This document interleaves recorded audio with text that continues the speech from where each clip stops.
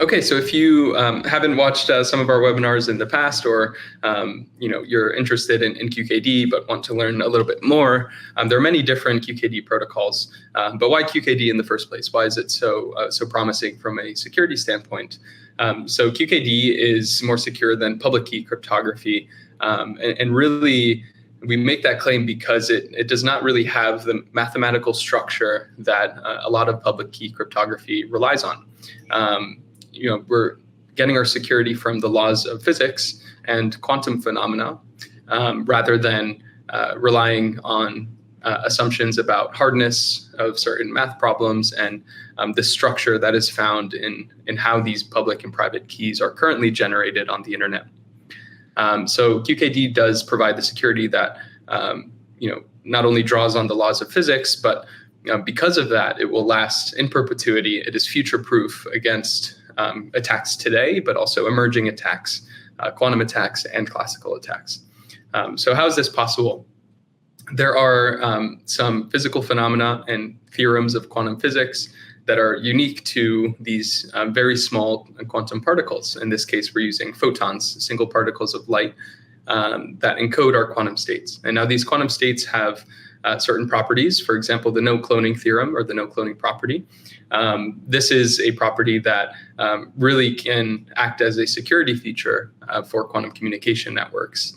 So we can actually use this feature to guarantee the security of our keys, to actually detect if an eavesdropper or any adversary is trying to mess with our quantum signals or trying to copy it. Right? We can copy bits on fiber. We can copy bits in the internet undetected as an adversary. But if you try and do that copying or the measurement of quantum signals, even the mere act of observation or the mere act of trying to mess with the system will produce signals and actually affects the quantum state. It'll produce patterns that are actually detectable, and so we can detect if there's an eavesdropper present. So this is a really strong motivator as to why QKD is being deployed worldwide.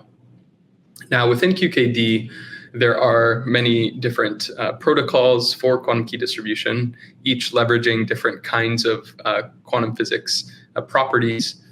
But broadly speaking, they tend to fall into two buckets, two categories of protocols. The first being prepare and measure.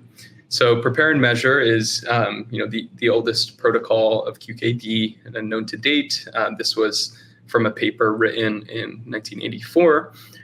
So the BB84 protocol, and there are some variants of BB84, but prepare and measure in general relies on the notions of superposition. And so superposition is a unique property of quantum physics and quantum states that allow for essentially random measurements, which produce entropy that we can use as keys. Now, prepare and measure protocols, as they do rely on superposition for security, you have superposition with single qubits, single quantum states. They can be in superposition, and we can leverage that for key generation, for random number generators, things like that. However, with the other family of protocols, mainly the entanglement-based protocols, we're leveraging superposition, but we're also leveraging entanglement. So now, instead of thinking about single quantum states and individual qubits, we're thinking about multi-party states, multi-qubit states that are entangled.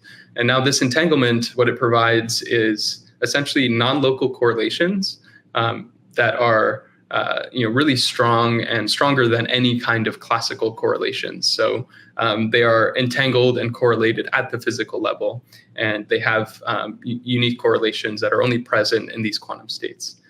Now, this is a big kind of jump from prepare and measure, because with this non-local entanglement, there are some additional security benefits and features that we can consider. Now, in the entanglement-based family, there are even further subcategories of how we actually leverage this entanglement and the photons that we're actually encoding our entanglement in. So we have traditional kind of entanglement-based QKD protocols. These are protocols like BBM92 and E91, and we'll be diving into BBM92 today. But there are also, up-and-coming protocols that are not as widely deployed, but as the field matures and quantum technology continues to evolve, these protocols will undoubtedly be deployed, as they have nice security features as well. So MDI QKD or DI QKD, this is all about device independence. So at some point in your system, you need to place trust in some subsystems, whether it be a certain hardware module, whether it be a person, right? You need to have some kind of trust placed in your architecture. And as these protocols evolve, from entanglement-based to device-independent protocols, we begin to break down those assumptions on trust. And the nice thing about entanglement protocols is that you can actually, use this entanglement in a way that you don't need to trust certain components, certain quantum hardware in your system. They can be, controlled by an adversary or someone that you don't necessarily trust, and you're still able to, verify the quantum properties that you expect, and actually, generate secure keys, and you can maintain those security guarantees even in the case of adversarial actions. There are also interference-based protocols like twin-field QKD, and these are being explored for longer distance deployments, but they do require some very complicated phase stabilization for practical deployment. So there are a variety of protocols here within QKD. It is an evolving field, but really what we focus on is the notion of entanglement-based networking. And all of these protocols, from BBM92 down to DI-QKD, they do rely on entanglement as a resource, right? This is a phenomena that is present in very small quantum particles, and we're trying to leverage that at a system level.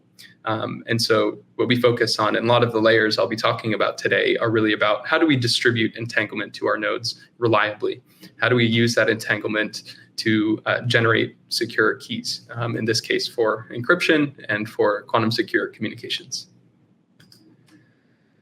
So for additional motivation as to why entanglement-based is well motivated and justified, long distance QKD is hard to deploy. And the reason for that is photon loss. So again, we're dealing with very small particles, single particles of light, that tend to get lost on fiber, on these unreliable physical channels, whether it's fiber or free space. These fragile photons get lost a lot, right? So we need to mitigate that boundary in some fashion. Okay, so one way to do that is with trusted relays. Okay, so if we have a very long distance system that we're trying to distribute keys to, you may need actually several relay points, several hops on the way from source to destination. Now, those trusted relay nodes, what they do is essentially, convert the quantum signals on one hop back to classical. So they measure the quantum state, and they have some key material, and then they start the process again and re-encode into quantum signals again for the next hop. So you repeat this process, and eventually you can establish a key from end to end. However, trusted relay nodes are a security gap, right? This is going back to the trust architectures I was talking about. In some scenarios, you may be okay with trusted relay nodes.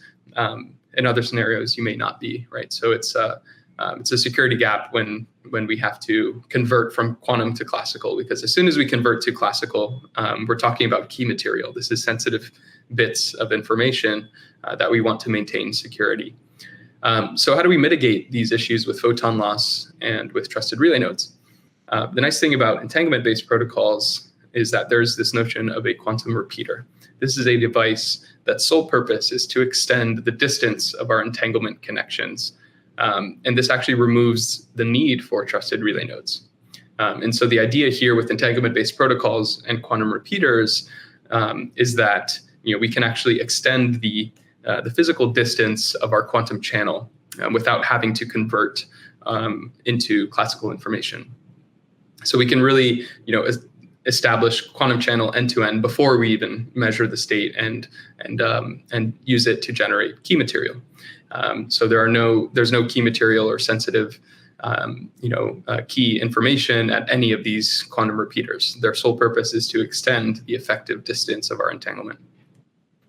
Now, We've been speaking about QKD for security and why entanglement is beneficial for QKD. That being said, another very strong motivator for these entanglement-based protocols is that BBM92 and similar protocols, they all run over the same entanglement infrastructure. Now, this entanglement infrastructure is very useful, not just for key distribution here, but many other protocols and applications. So BBM92 does run over a multi-use quantum network. This entanglement can be used to connect quantum computers together. The same infrastructure can be used to connect quantum sensors together.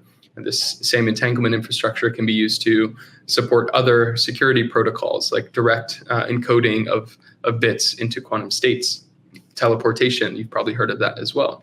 So entanglement networks are very useful for a variety of applications beyond QKD as well. So that's a further motivator as to why we and others in the field are focused really on entanglement distribution technologies. Whereas prepare and measure systems like BB84 systems, which are widely deployed and are great for point-to-point systems, they're just good for key distribution. They're very specialized to that application of QKD. Whereas, again, the entanglement networks can be used for other applications too.